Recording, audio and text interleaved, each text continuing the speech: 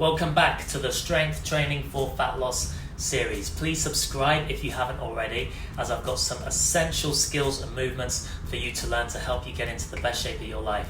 Today we're going to break down some key movements and positions that occur in most lifts. These allow you to effectively load muscles whilst keeping others in tension. In terms of movements, we're going to focus on just one today, the pelvic tilt. Now, we're not trying to eradicate anterior pelvic tilts in this video, but rather teach you natural movements of the pelvis and how to apply them to lifting with good and safe lower body lifting technique. That said, in order to help you to load the glutes and keep the hamstrings in tension, we want to slightly tilt the pelvis forward and tailbone back. And as we exert, we want to tilt the pelvis back and thrust the tailbone down. This helps prevent butt wink on the way down in most lower body movements and ensures a strong lockout at the top, which allows you to fully contract the glutes and have more support and effectiveness in keeping the weight under control. Let's show you the first drill to help you become acquainted with this movement.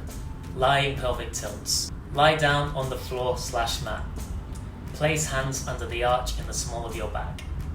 Take a deep breath in.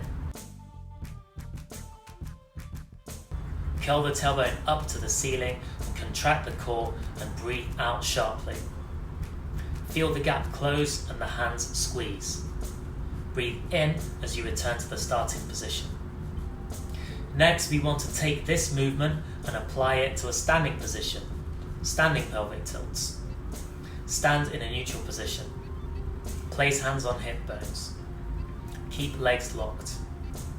Thrust the tailbone down and feel the glutes contract. Turn knees out slightly, but don't allow the feet to move. Slowly release to starting position and repeat.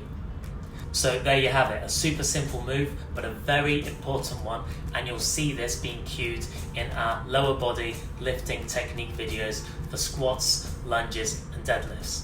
Please do like this video, comment any feedback, and I'll see you in the next one.